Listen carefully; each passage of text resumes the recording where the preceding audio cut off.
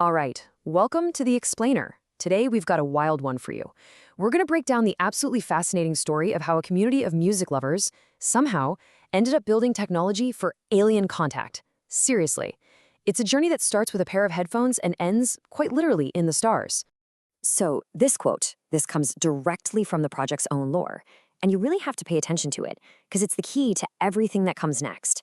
It's this massive clue that, right from the get-go, the founders thought they were dealing with something way, way bigger than just, a fun creative project.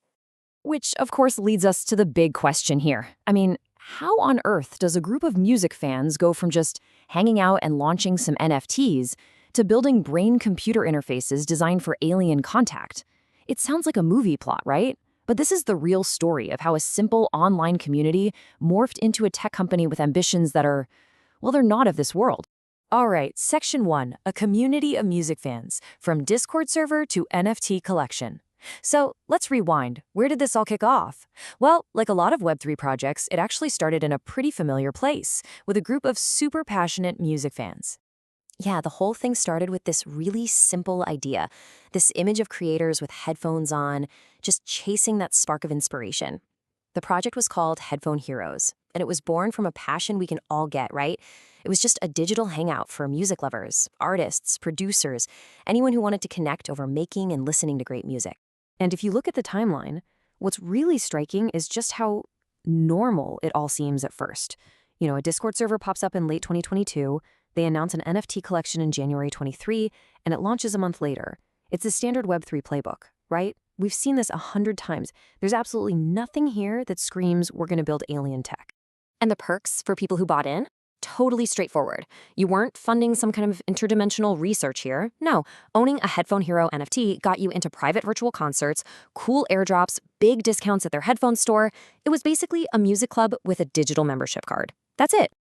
Okay, Section 2, from myth to merchandise. The creative universe expands. But here's where things start to get interesting. The creative energy in this community was just too much to be contained in a simple NFT project. It started to spill over, expanding into all these other areas. First up, they went hard on the music. I mean, really hard. The record label they started just exploded, releasing over 60 tracks, multiple albums, and check out these titles: Cosmic Symphony, Relentless Hustle. You can kind of feel them hinting at something bigger, right? Then they took it a step further. They didn't just stick to music. They wrote a book. It's called Symphony of Salvation. And get this, they turned actual community members into characters with superpowers. The story was all about them defending Earth from an alien invasion. Pretty cool, right? And they didn't stop there. The universe just kept growing. Next up was a card game, a physical one and a digital one that was based on the story from the book and all the different music genres from the label. You can see what they're doing, right? They're building this whole brand, piece by piece, across all these different platforms. And this is where their whole philosophy starts to click into place. They started saying that all this creative stuff, the music, the book, the game, it wasn't just for fun. They claimed it was actually a secret blueprint for their future, like they were drawing a map to a place they didn't even know existed yet. Section 3, the great NVK transformation, when a community becomes a tech company. And then, bam, late 2025 hits and everything changes. All of this world building, all this creative stuff, it suddenly snaps into sharp focus with one huge announcement that just completely flipped the script on the entire project. December 3rd, 2025. That's the date. That's when everything changed. The Headphone Heroes community was basically told, hey, buckle up, because their journey was about to take a very, very different turn. And just look at this pivot. I mean, it is massive. On one side, you have Headphone Heroes, a community focused on music.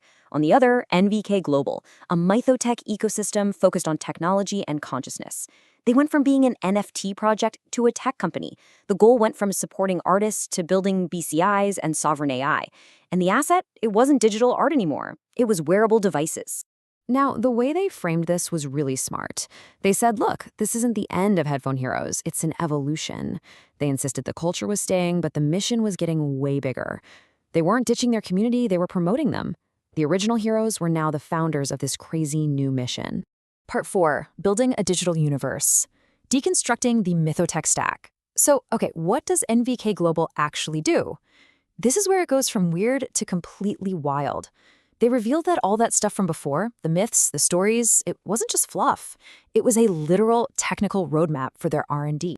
Okay, this table right here, this is basically the Rosetta Stone for their entire vision. It's incredible. Look how they literally translate their fiction into technology. The harmonic echo from the lore, that becomes BCI signal mapping. Those fictional alien AIs, L3 Atlas and R2 Swan, yep, those are now the code names for their real-world projects in signal compression and adaptive AI. It is a direct one-to-one conversion of story into science. And the thing holding all of this together is what they call the Tri-Sophian Codex. The best way to think about it is like their grand unified theory. It's part philosophy, part tech manual, and part interactive story that acts as the operating system for their entire universe. But here's the thing. You don't just read the Codex. You're meant to experience it.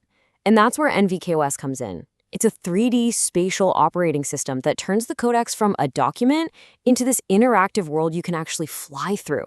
And this is a big deal. It runs a sovereign AI locally on your own computer, so it's totally private. And how do you talk to this world? Through Codexa. This is their custom-built AI. They don't just call it a chatbot, though. They describe it as a living artifact, a way to communicate directly with the machine spirit of the system. It's less like typing a command and more like, well, a conversation with the universe they've built. All right, last section, the mythotech vision, from headphones to the stars. So if you thought it couldn't get more ambitious, think again. The final piece of this puzzle shows just how massive this thing has become. We're talking way beyond just software now. Just look at how this company is structured. They have 13 different divisions. Okay, you've got the software and AI division, that makes sense.